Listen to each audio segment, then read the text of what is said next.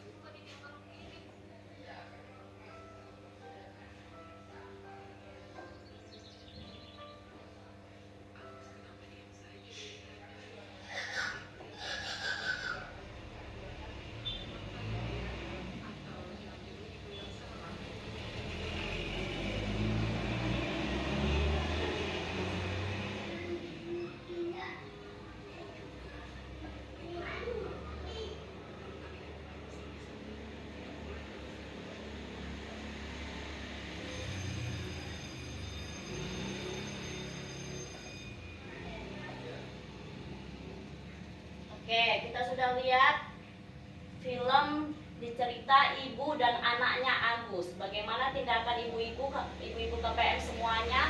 Apa pendapat ibu-ibu sekalian mengenai tindakan ibunya kepada Agus? Dan bagaimana hubungan kedekatannya antara anak dan ibu? Hubungannya renggang. Coba dulu, siapa namanya, Bu?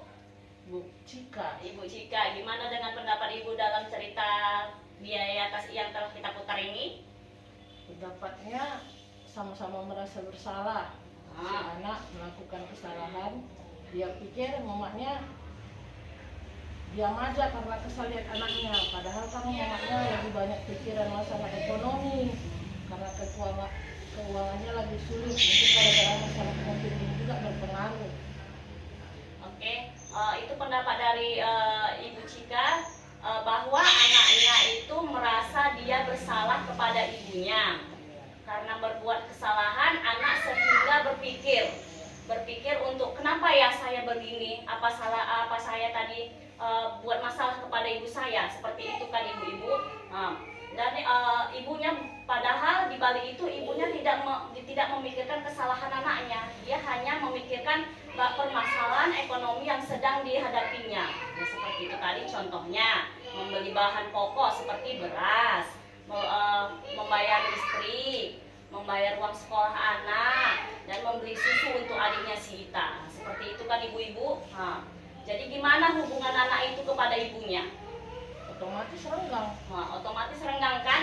Otomatis dia renggang, otomatis anak itu juga pendiam, menjadi pendiam, dan di sekolah pun dia menjadi beban pikiran. Kenapa ya ibu saya seperti itu terhadap saya? Kenapa ya ibu saya tidak ada respon kepada saya? Ditanyanya pun aku tidak seperti itu. Padahal di balik itu ibunya memikirkan ekonominya. Untuk uang sekolahnya tadi gimana ya?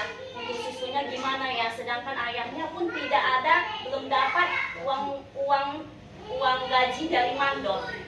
Untuk menghidupi kebutuhan mereka pun mereka bingung bagaimana. Seperti itu inti dari cerita ini, dan inilah pendapat masukan dari saya. Apakah ada lagi ibu-ibu yang kurang paham? Terima kasih kepada Ibu Cika. Kita beri aplaus kepada Ibu Cika.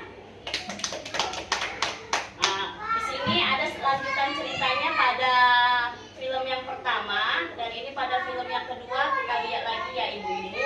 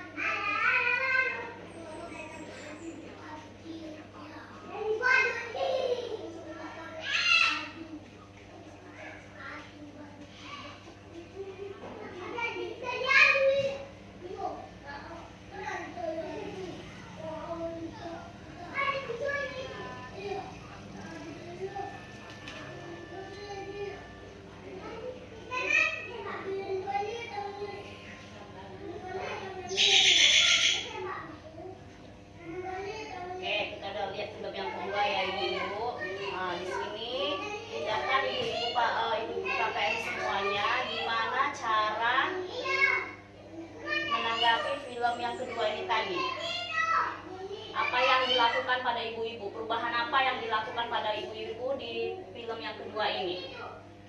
Ibunya selaku jadi seorang ibu ya lebih menahan sikap ya kepada anak. Kalau anaknya buat salah, ya lebih bagus lagi untuk menegurnya. Gimana perasaan anaknya setelah ibunya melakukan perubahan? Anaknya tersenyum. Oke, saya akan memberikan sedikit masukan dalam film yang kedua ini, perubahan sikap yang ditunjukkan pada ibunya. Jadi perubahan sikap yang ditunjukkan pada ibunya dan anak pun menjadi lebih enak. Ibunya di sini mencoba untuk menahan emosi, permasalahan apapun yang dilakukan oleh anaknya, di sini ibunya selalu menahan emosi supaya anak pun tidak merasa dikecilkan atau tidak merasa didiami. Karena perasaan anak itu sangat sensitif. Karena kalau kita diami aja nanti mungkin dia gini berpikir seperti yang film yang pertama tadi. Ibuku marah. Aku tidak dicakapi ibuku. Aku tidak ditanyanya apapun permasalahan di sekolahku nanti tidak akan ditanyanya, hanya didiaminya saja. Seperti itu. Jadi pada film yang kedua ini menceritakan bahwa seorang ibu untuk menahan segala sesuatu permasalahan anaknya dengan cara menahan emosi. Berarti kita sebagai ibu-ibu KPM semuanya yang ada di sini, kita harus menghadapi sifat anak kita. Ada 3 anak kita, bukan berarti semuanya sifatnya bersama-sama. Bukan sama sifatnya, ada yang baik, ada yang jahat, ada yang sangat jahat. Jadi cara kita menanggapinya harus dengan sabar, dengan cara menahan emosi. Seperti itu dia, Bu. Jadi untuk yang para ibu-ibu yang KPM yang ada di sini semua, dan di sini juga dilibatkan seorang ayah. Ayah dilibatkan dalam pengasuhan anak sehari-hari. Bukan berarti anak itu tugas ibu-ibu semua. Bukan berarti anak itu tugas tunggal ibu, para ibu. Bukan. Di sini juga dijelaskan bahwa seorang bapak dilibatkan sebagai dalam pengasuhan anak sehari-hari. Contohnya dengan membantu dia mengerjakan tugas di sekolah, PR-nya. Tugas di sekolah, pulang sekolah nanti anaknya gimana ditanya, "Nakku, gimana PR-mu, nakku?" Itu salah satu pelibatan untuk seorang ayah. Dan yang kedua,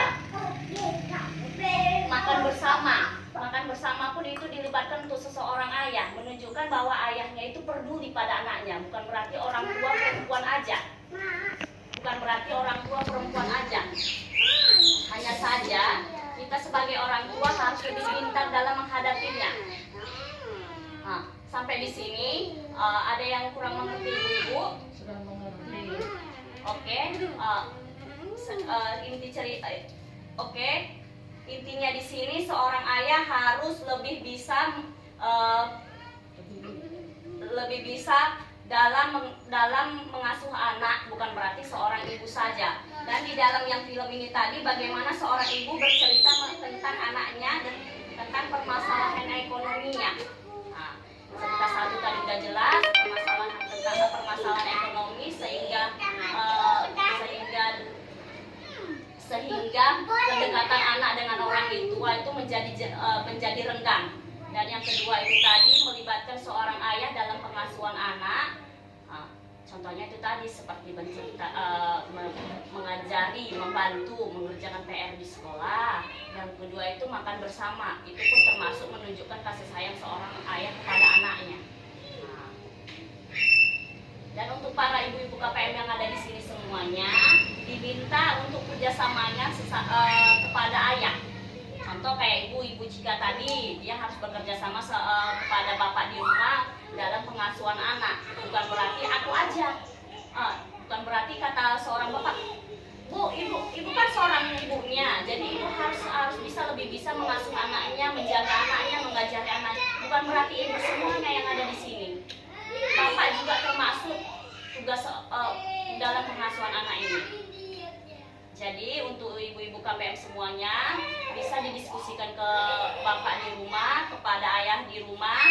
Kalau tugas kita itu sama, untuk mengasuh anak itu sama, nggak ada bedanya. Sampai di sini sudah jelas ibu-ibu? Oke, terima kasih pada hari ini. Inilah diskusi kita. Yang sebelumnya tadi tidak melakukan kekerasan. Yang kedua itu seorang ayah yang melibatkan dalam pengasuhan anak sehari-hari. Untuk kedepannya kita tidak bisa melakukan percobaan masing-masing, gimana nanti perkembangan anak kita juga nanti di rumahnya. Oke, cukup sekian sampai sini ya ibu-ibu. Terima kasih.